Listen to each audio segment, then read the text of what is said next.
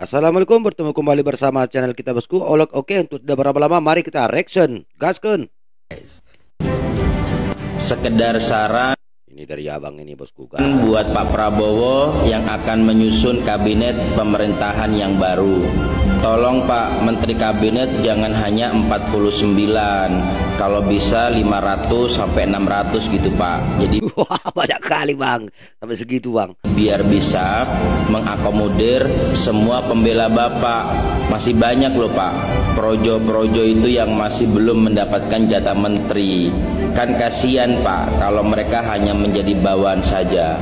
Semoga dengan kepemimpinannya Bapak akan banyak kekayaan alam yang bisa dikeruk untuk memakmurkan keluarga Bapak dan kroni-kroni Bapak.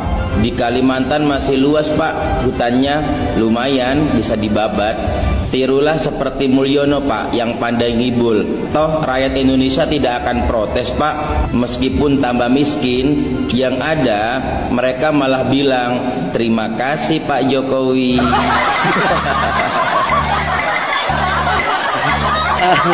Bukan main abang ini, yang kalau dipikir-pikir logika juga bosku ya. Dalam logika. Breaking news guys, Pak Jokowi akhirnya membatalkan Kepres. Jakarta tetap menjadi ibu kota negara Indonesia. Oh, jadi batal ya dia di KN jadi ibu kota ya.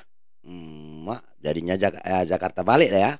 Walaupun sekarang gua sudah bukan pro-nya Jokowi, tapi gua tetap mengakui kecerdikan Pak Jokowi ini. Bagaimana tidak, Pak Jokowi menyerahkan Kepres untuk IKN di Kalimantan untuk ditandatangani oleh Pak Prabowo.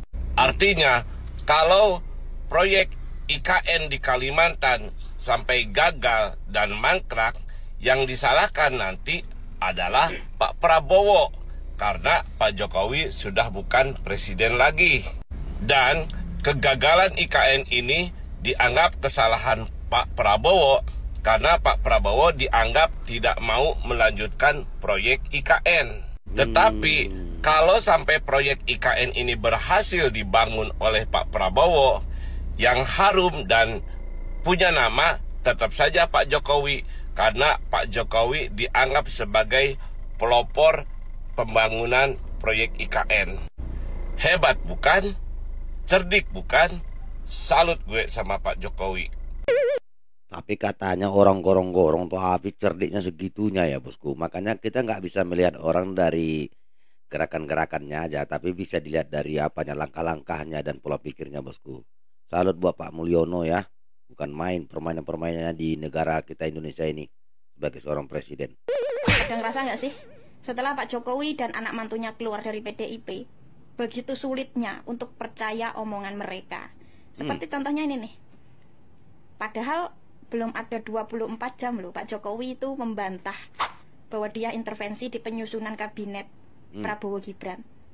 Belum juga ada 24 jam Pak Jokowi itu ngaku memberikan hak prerogatif sepenuhnya kepada Prabowo Gibran selaku presiden dan wakil terpilih untuk menyusun kabinetnya sendiri. Ternyata pengakuan dari Pak Jokowi dibantah. Yang membantah itu pun anak Jokowi sendiri, yaitu Gibran.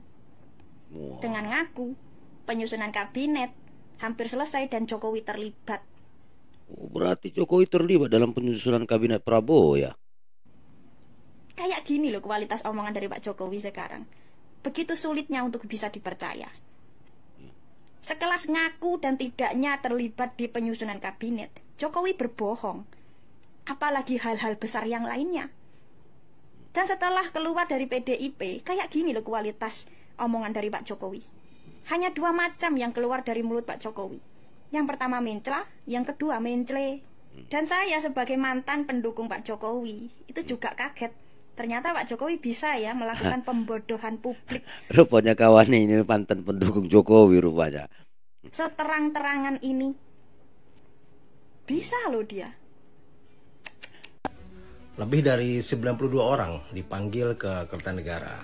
Ya. Dari 16 menterinya Pak Jokowi, ada Raffi Ahmad, Gus Miftah, Ya. sampai ke Haikal Hasan yang katanya akan beroposisi sampai mati.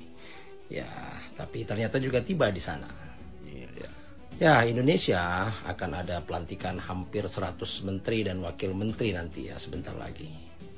Nah, tapi Maladewa ternyata jauh lebih paham soal ini. Soal arti efisiensi dan efektivitas. Ya. Presiden Maladewa pecat 7 menteri dan 43 wamen.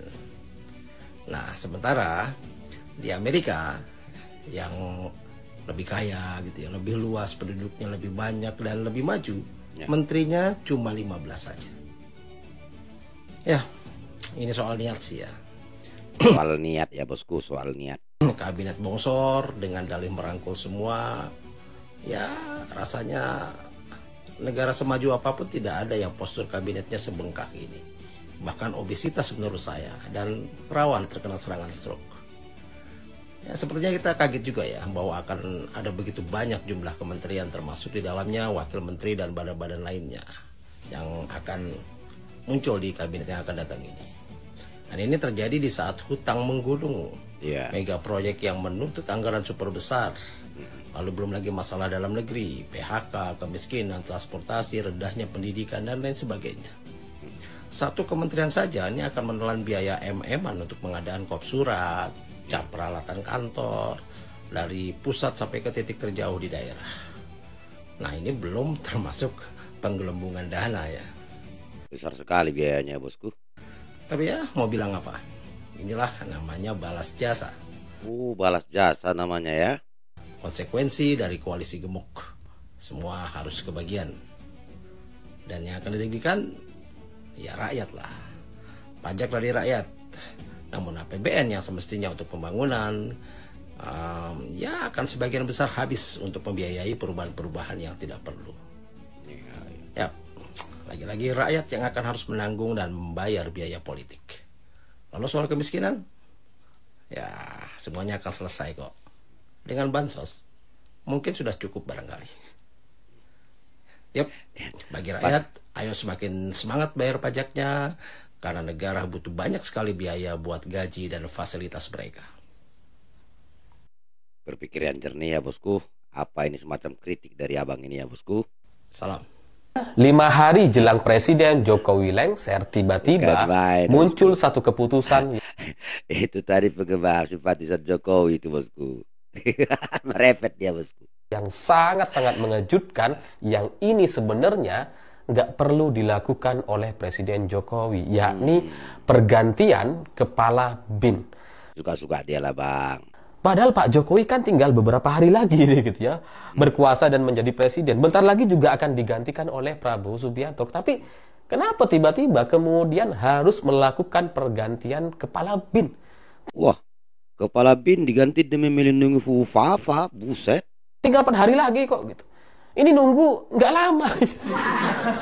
Tapi harus segera diganti hari ini gitu. Padahal kalaupun mau diganti hari ini, pelantikannya itu juga nggak akan bisa dilakukan oleh Presiden Jokowi. Pelantikannya juga akan dilaksanakan oleh presiden terpilih atau presiden yang baru, yakni Prabowo Subianto. Jadi aneh rasanya pergantian kepala BIN harus buru-buru dilakukan oleh Presiden Jokowi. Sudah di akhir jabatan pun main politik-politikin strateginya juga ya bosku ya, Mulyono nih ya, bukan main.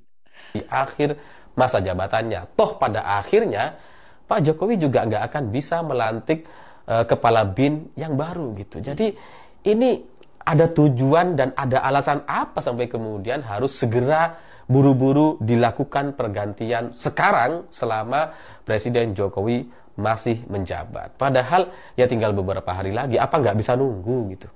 4 hari ini kan ya sebentar aja, apa nggak bisa nunggu gitu.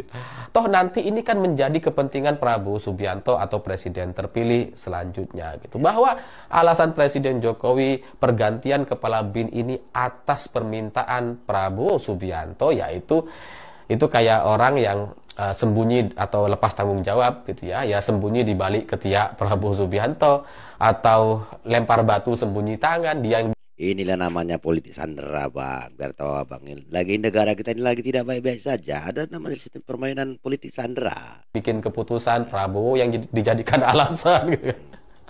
Katakanlah ini permintaan Prabowo Subianto, katakanlah memang kepala BIN ini ada dalam daftar rencana Prabowo Subianto gitu. Tapi Ngapain dipecat sekarang? Ngapain diganti sekarang?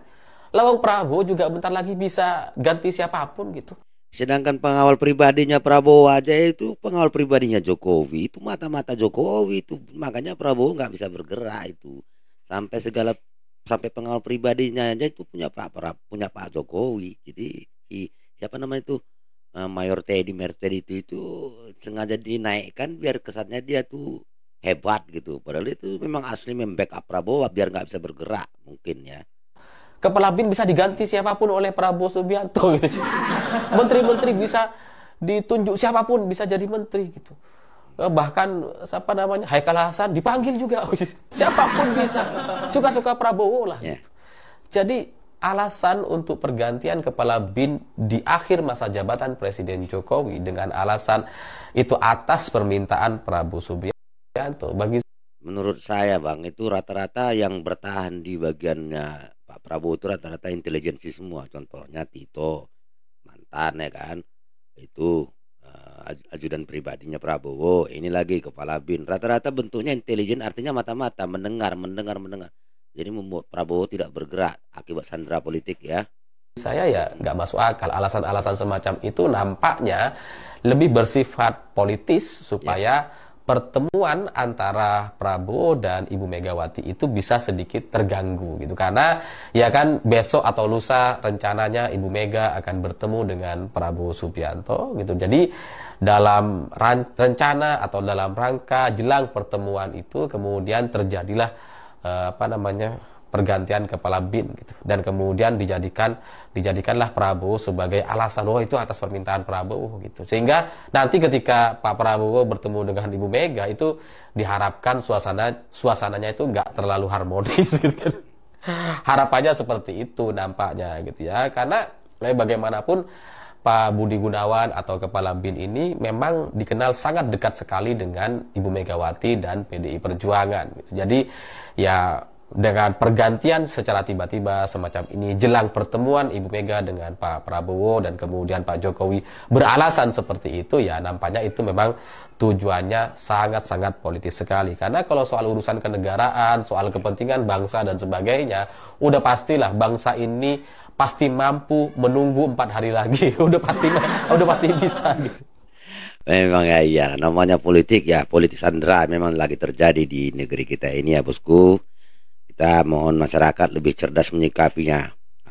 Kalau bisa ya cuma nonton doang, hati-hati dalam ikut berkecimpung ya. Oke, demikian dulu reaction kita kali ini bosku. Komen yang cerdas dan beradab agar channel ini semakin berkembang. Demikian dulu, wassalamualaikum warahmatullahi wabarakatuh.